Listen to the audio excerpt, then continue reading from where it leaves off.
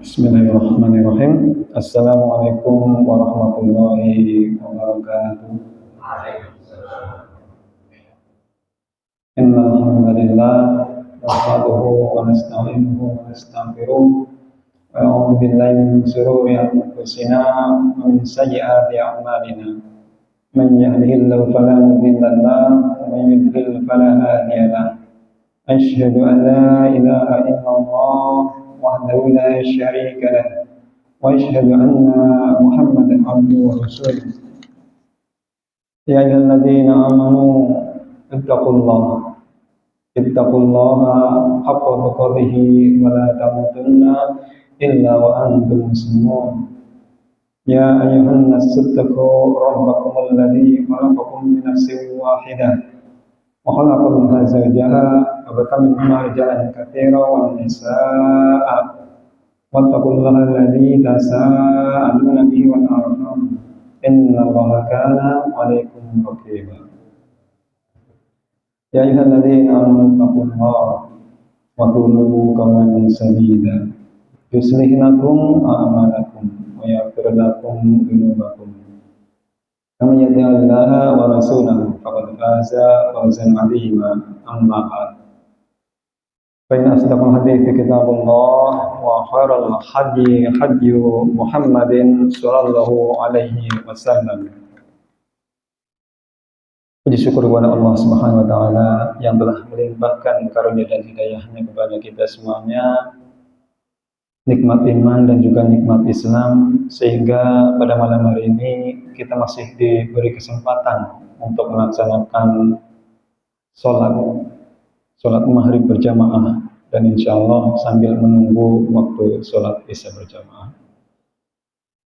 Salawat serta salam kepada junjungan Nabi besar kita Nabi Muhammad sallallahu alaihi wasallam beserta para keluarganya, para sahabatnya, para tabi'in, para tabi'ut tabi'in, serta ulama-ulama yang hingga saat ini yang masih mempertahankan dan juga memurnikan ajaran-ajaran dari sunnah Rasulullah SAW, mudah-mudahan sampai akhir zaman. Yang terhormat kepada Ketua Takmir Masjid An-Nur, kepada Bapak Yai Maji Masturi atau yang mewakili, yang kami hormati pula kepada Bapak RW, Pak RW, Pak RT, Pak Anies, alhamdulillah yang selalu setia menemani, dan seluruh jamaah Masjid An-Nur, tokoh ulama-ulama di sini.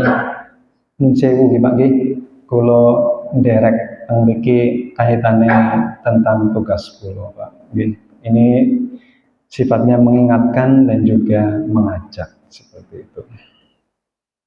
Insya Allah tema yang akan kami bawakan ini adalah tema amar ma'ruf nahi mungkar. Insya Allah sesuai dengan tugas dan tanggung jawab saya selaku Babin Kamtibnas. Baik, pada malam hari ini tema yang akan saya usung adalah amar ma'ruf nahi mungkar. Kalau kita melihat di zaman sekarang ini, fenomena yang terjadi adanya kemaksiatan-kemaksiatan yang merajalela dan juga kezaliman-kezaliman oleh beberapa yang tidak bertanggung jawab. Tentunya ini menjadi teguran kita bersama. Pada intinya itu adalah kita mencari ridhonya Allah. Dan kita akan disandingkan dengan ridhonya manusia. Disinilah dua titik di mana kita akan mengambil langkah. Mencari ridhonya Allah atau mencari ridhonya manusia. Bagaimana dalam hadis riwayat At-Tirmizi nomor 2414 dan disahihkan oleh Syekh Al-Albani, Nabi Muhammad SAW bersabda, "Manil tamasa ridallahi sakhatin nas, kafahullahi mu'natan nas, Wa manil tamasa ridon nas bisakhatillah wa qallahu ilan nas. Barang siapa yang mencari ridhonya Allah dan mengesampingkan ridhonya manusia, maka Allah akan mencukupkannya dari beban manusia. Dan barang siapa yang mengutamakan ridhonya manusia dan mengesampingkan ridhonya Allah, maka Allah akan menjadikan ridhonya manusia itu akan dikuasai oleh manusia atas dirinya. Agar kita lebih memahami hadis ini, saya akan memberikan perumpamaan. Perumpamaan ini ketika seorang pemimpin atau ulil amri, ya, saya tidak menyebut instansi lain. Seorang ulil amri ketika memutuskan suatu kebijakan.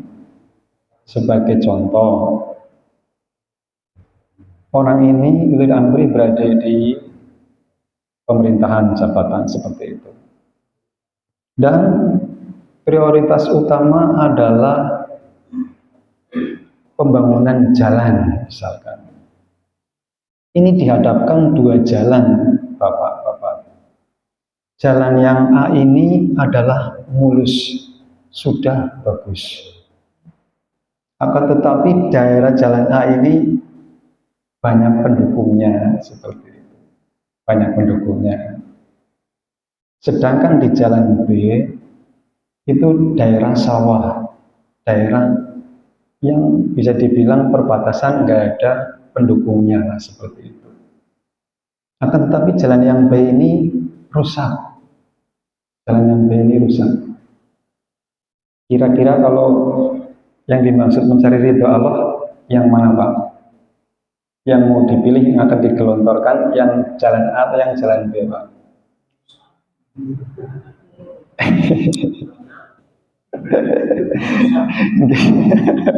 Ya, ini fenomena alam seperti ini. Ya, ini menjadi gambaran kita bersama bahwa memutuskan untuk mengutamakan ridhonya Allah di zaman sekarang ini memang berat dan memang harus siap konsekuensinya.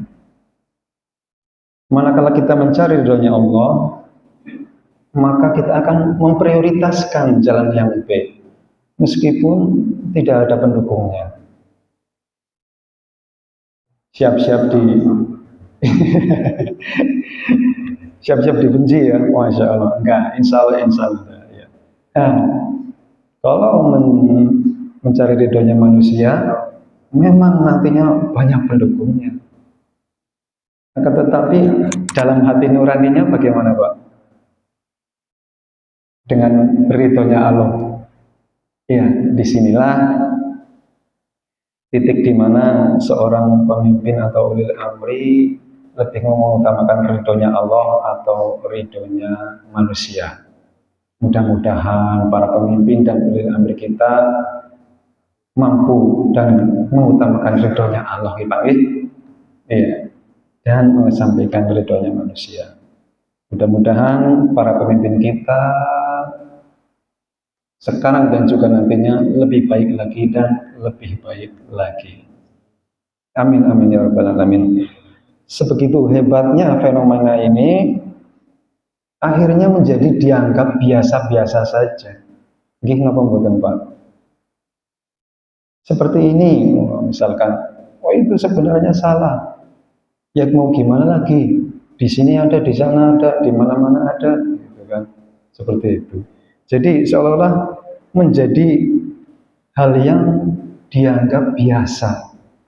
Sedangkan yang mencari ridhonya Allah dengan berjuang sedikit saja orangnya, itu dianggap aneh seperti itu. Ini apa mboten Pak? Ya, akan tetapi apapun yang terjadi, tentunya kaum muslimin dan muslimah Maka itulah pentingnya umat Islam untuk bersatu. Di mana kekuatan Islam ini jika mana bersatu, insya Allah akan menjadi anugerah. Anugerah itu akan datang insya Allah seperti itu. Nah, tekad bulatnya tentunya orang-orang pemimpin seperti ini harus kita dukung. Dan ternyata hal-hal yang aneh ini ataupun hal-hal yang sedikit ini memperjuangkan ini ada kabar yang telah disampaikan oleh Rasulullah, yakni pada saatnya nanti Islam itu akan dianggap asing pula seperti itu. Dari yang awal mulanya Islam itu asing, hanya Nabi Muhammad saja dengan istrinya Siti Khadijah berdakwah ke sana kemari di kaum satu dan kaumnya lainnya, banyak mengalami beberapa cobaan ataupun hinaan ataupun pengusiran. Itu awal mulanya itu dianggap asing. Dan pada akhir zamannya nanti, itu nanti akan dianggap asing pula ini umat Islam. Tentunya kita merasakan prihatin nih Pak, kalau sampai-sampai kita mengalami kejadian yang seperti itu. Dan di sini Nabi Muhammad SAW dalam hadis riwayat Ahmad dan juga Muslim telah menyampaikan, Nabi Muhammad bersabda, "Bada al-Islamu ghoriban, wa sayaudu kama bada'a ghoriban. Fatuba lil ghuraba alladzina yuslihu afsadan nas min ba'di min sunnati." Yang artinya pada awalnya Islam akan dianggap asing, dan pada akhirnya pula Islam akan dianggap asing pula. Fatuba lil ghuraba, dan berikanlah kabar gembira bagi orang-orang yang dianggap asing. Termasuknya pahit namun bukan kata sini Pak. Sekiranya kita berjuang sedikit sekali seperti itu. Tentunya kita tidak mengharapkan ya dengan adanya di tahun ini adanya kejadian seperti itu. Insya Allah ini belum terjadi. Masih banyak para penghafal Al-Quran, masih banyak yang sholat berjamaah, masih banyak yang menggelorakan sunnah-sunnah Rasulullah, masih banyak yang memperjuangkan adanya Islam ini untuk menegakkan keadilan untuk semua warga ataupun masyarakat. Alladzina yuslihu afsadan nas.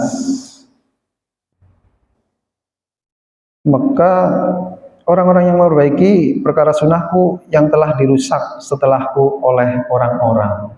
Ya. Jadi karena banyak sunnah-sunnah Rasulullah ini yang ditinggalkan, yang telah dirusak, sehingga kemurnian sunnah-sunnah Rasulullah ini akhirnya menjadi kurang terang benderang seperti itu. Makanya kita perlu menuntut ilmu terus-menerus sampai akhir hayat. Kadang apa yang kita amalkan atau apa yang kita lakukan belum tentu ini benar seperti itu.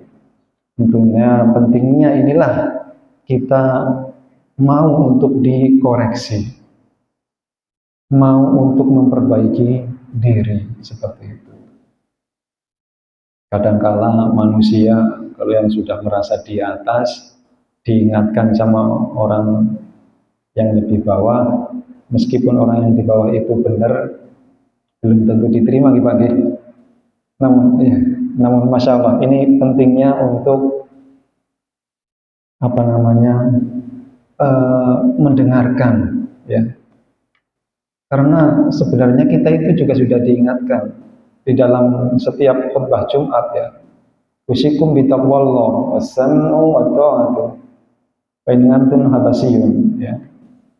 Nabi Muhammad berwasiat agar mendengar dan taat kepada Allah dan Rasulullah, kepada Al-Quranul Karim, dan juga sunnah-sunnah Rasul. Meskipun yang menyampaikan itu adalah budak Habasyi. Budak Habasyi itu adalah budak yang dari Afrika ya. Orangnya hitam, yang sewu seperti itu. Perawakannya ya hitam, pendek, wajahnya seperti itu. Namun bukan yang menjadi utama patokannya. Yang menjadi patokan adalah apa yang dia sampaikan. Manakala dia menyampaikan itu adalah ayat Allah dan Rasulullah, kita selalu senantiasa untuk taat dan juga mendengarkan. Nah, pentingnya amar ma'ruf nahi munkar ini, kita akan bertemu dengan hadis riwayat Al-Bukhari nomor 2493. Ini perumpamaan lagi. Yakni mathalul qaimi ala hududillah wal waqini fiha. Idza qaum istahamu ala safinatin. Ini lumayan panjang, namun akan saya bacakan artinya aja.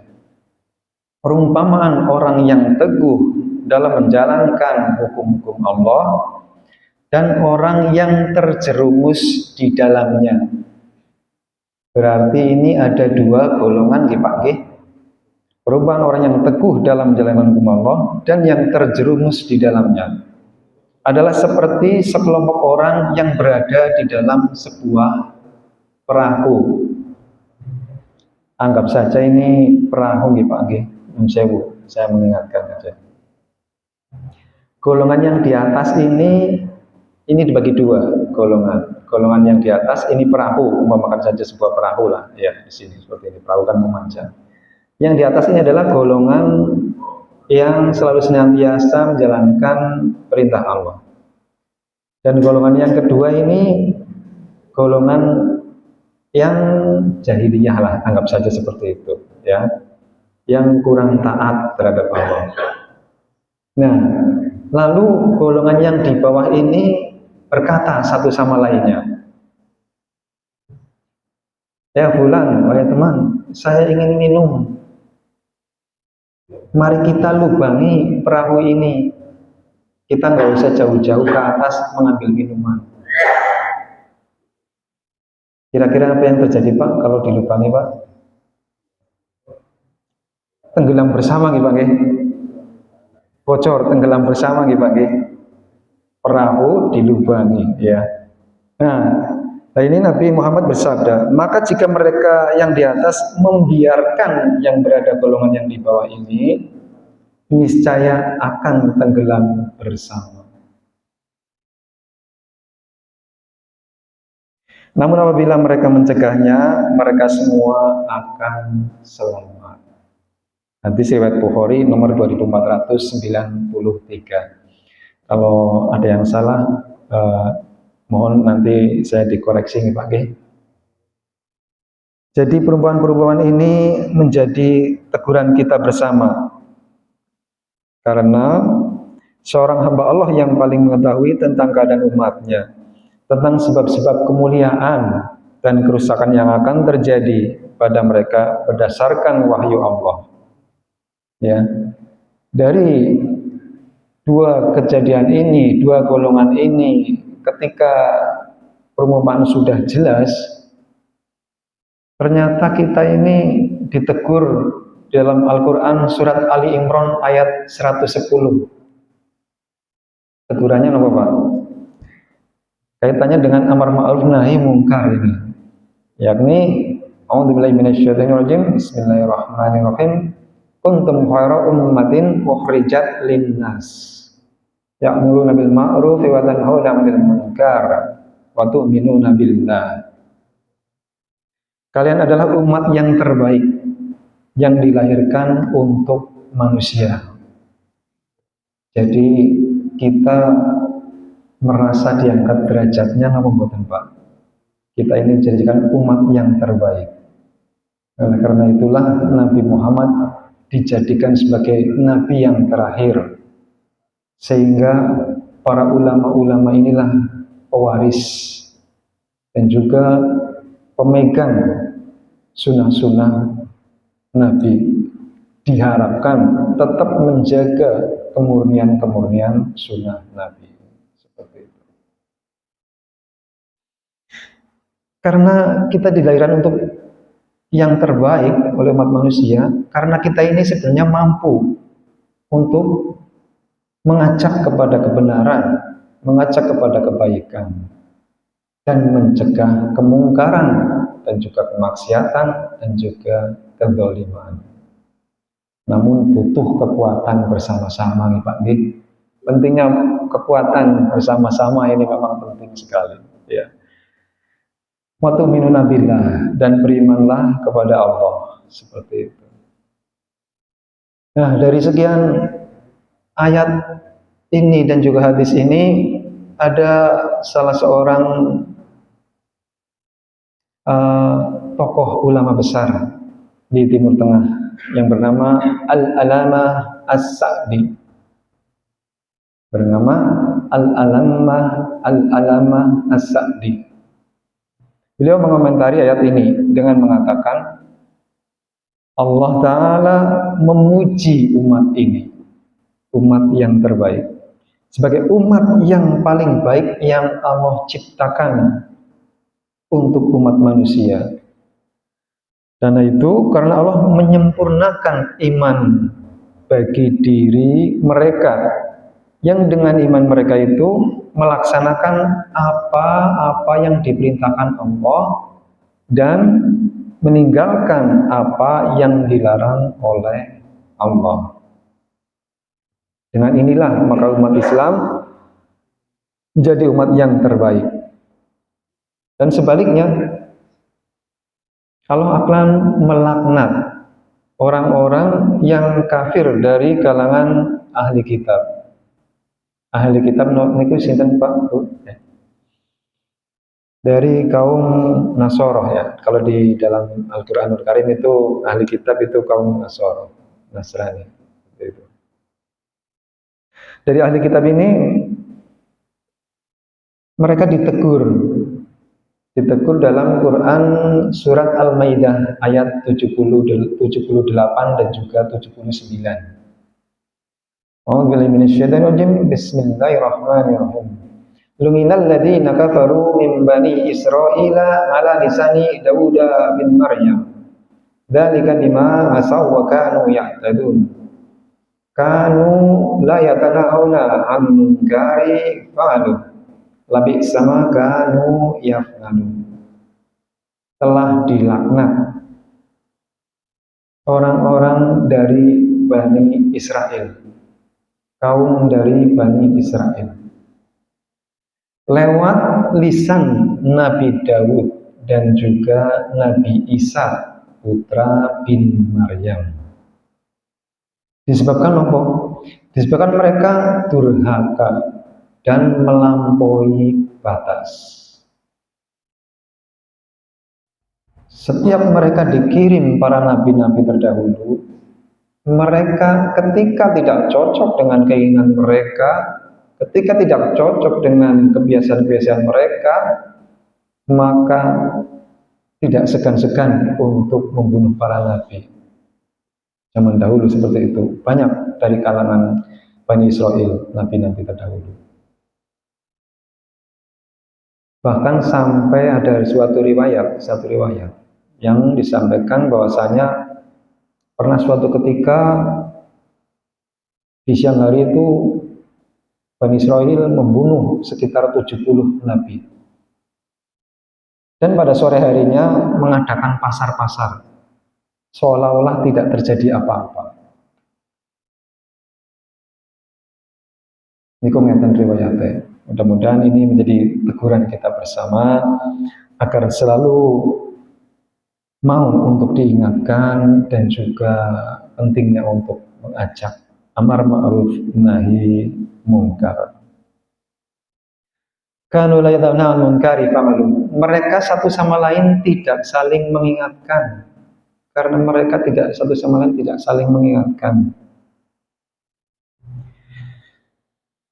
Dan tidak saling melarang tindakan mungkar yang mereka perbuat. Sesungguhnya amat buruklah apa yang selalu mereka perbuat.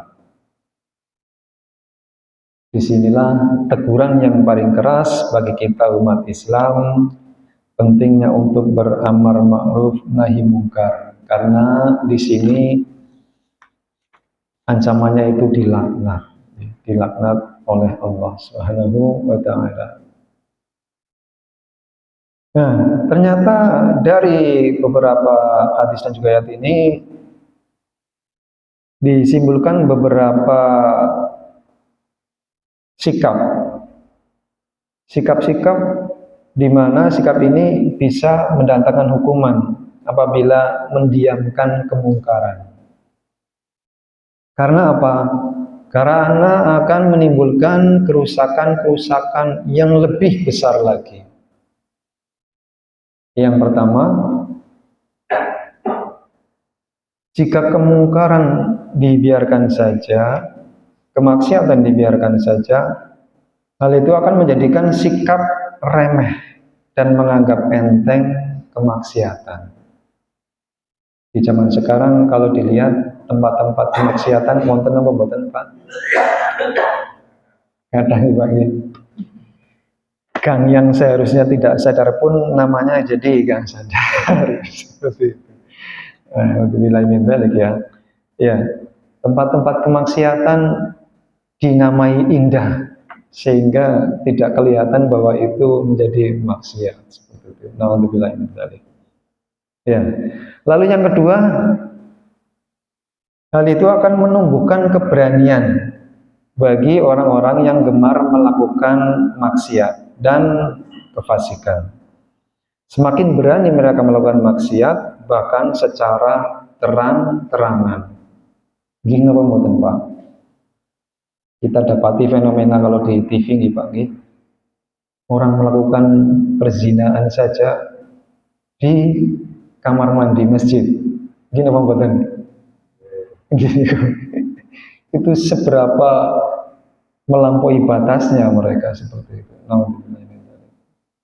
Di rumah Allah pun, di sekitaran rumah Allah maksudnya, kamar mandi dijadikan tempat kemaksiatan.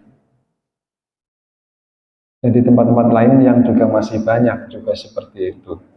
Manakala dibiarkan saja, mereka akan semakin besar dan semakin besar lagi. Lalu yang ketiga adalah apabila kemungkaran dibiarkan, maka ilmu agama itu akan redup. Ilmu agama itu akan redup. Gini mboten Pak. Islam, kalau saya kasih perumpamaan itu seperti ini. Cahaya Allah ini, anggap saja ini telapak tangan. Ketika kemungkaran semakin besar, maka akan semakin menutupi cahaya Allah. Semakin menutup, cahaya Allah redup, Pak. Ya, redup Pak.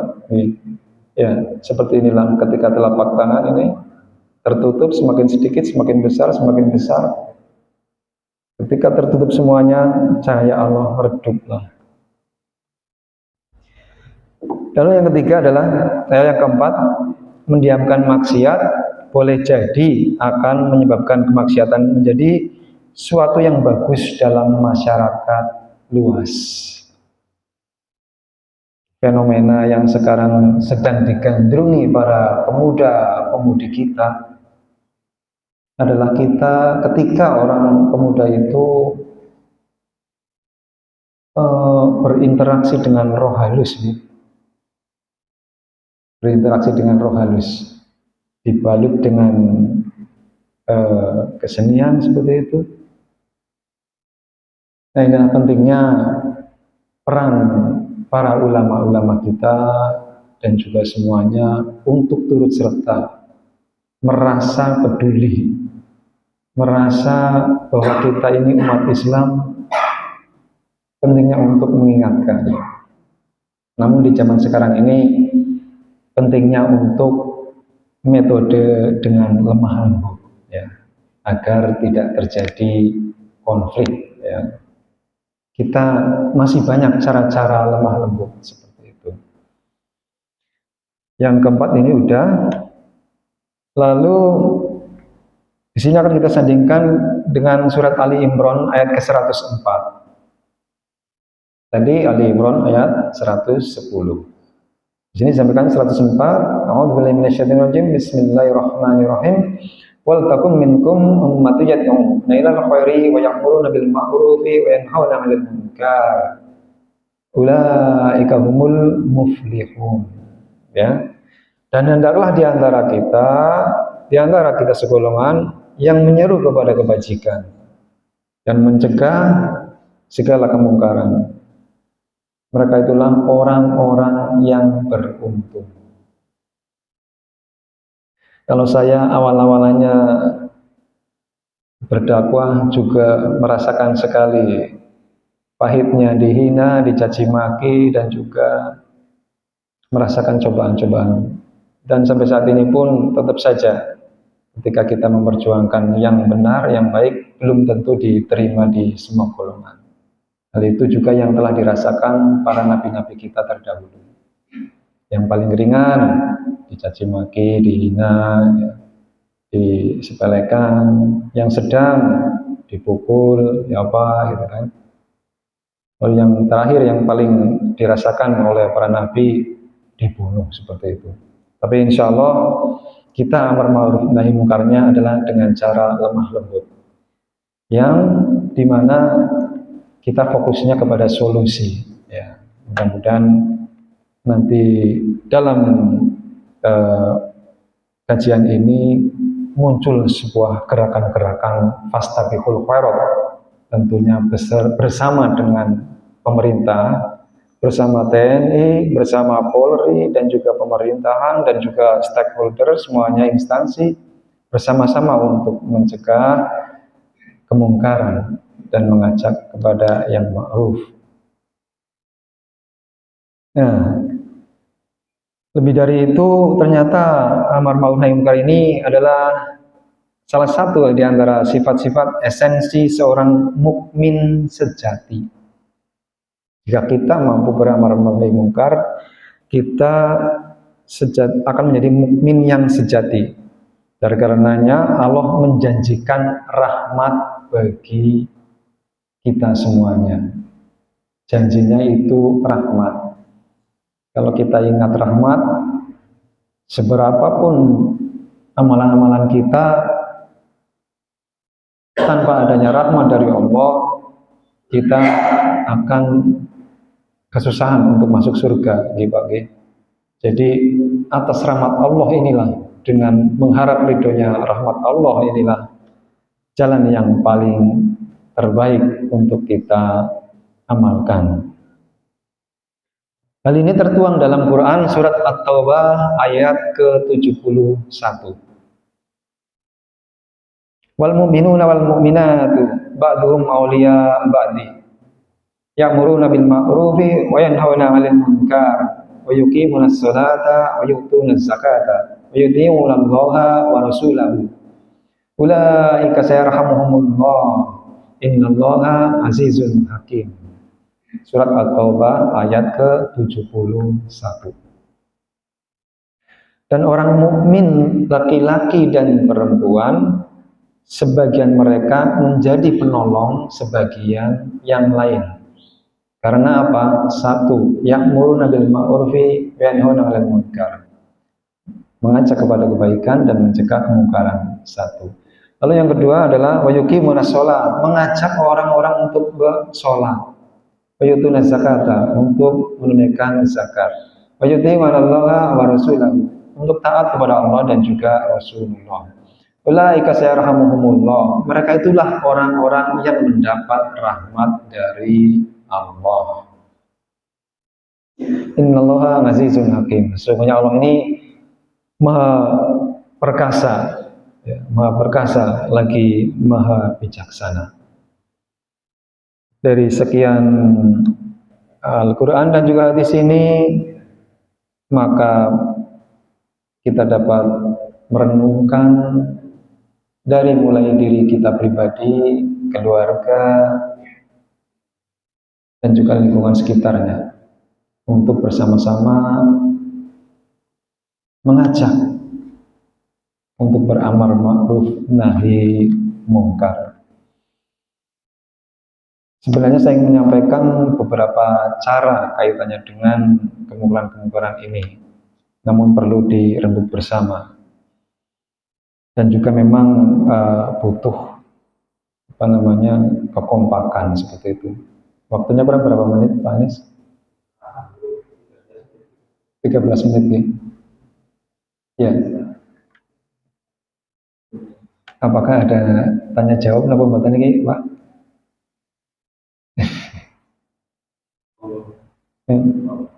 Barangkali ada yang mempunyai gagasan atau ide bagaimana caranya kita menghadapi adanya dosa-dosa besar ini atau kemaksiatan ini, gitu, Pak. Atau masukan ataupun saran bagi kami di kepolisian, monggo Bapak Ibu. Kalau tidak ada nomor kan, Pak?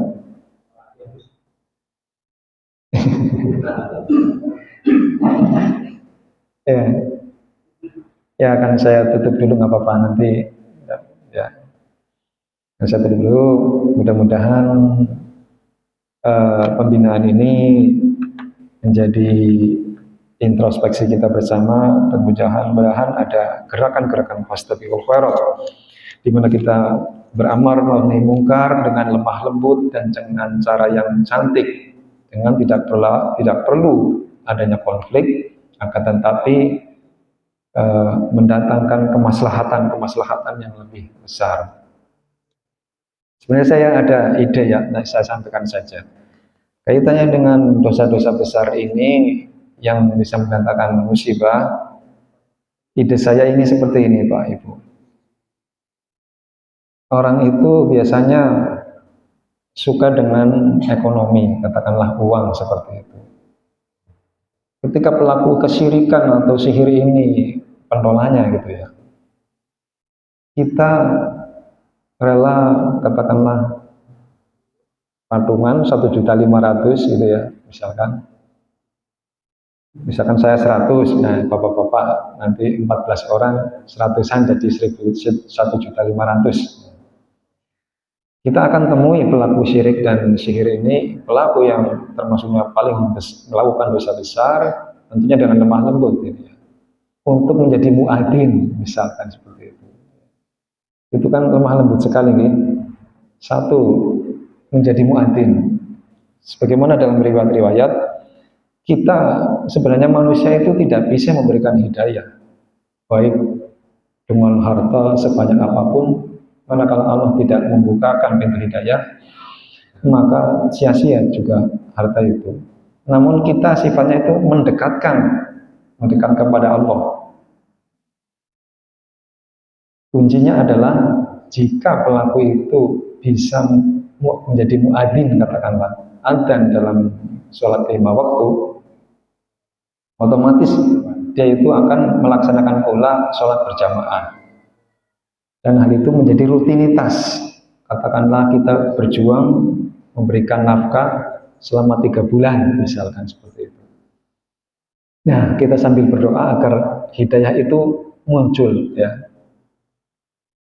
Mudah-mudahan dengan semakin adzan setiap hari 5 waktu, dengan ikut sholat berjamaah, nanti pintu-pintu hidayah itu akan terbuka seperti itu.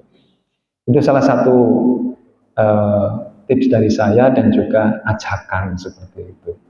Manakala perlu dirembuk kembali, tentunya bagus sekali. Demikian tips dari saya. Sebenarnya ya kita perlu bahas lagi tips-tips yang lain. Tentunya nanti di kumpulan-kumpulan yang lain. Demikian kajian ini akan saya tutup. Apabila ada kata-kata yang saya salah, mohon maaf yang sebesar-besarnya. Yang benar hanyalah datangnya dari Allah, dan yang salah adalah datangnya dari saya pribadi. Apabila terkelayan, mari kita tutup doa kafaratul majelis. Subhanakallahumma wa bihamdika asyhadu an la ilaha illa anta astaghfiruka wa atubu ilaik. Assalamualaikum warahmatullahi wabarakatuh.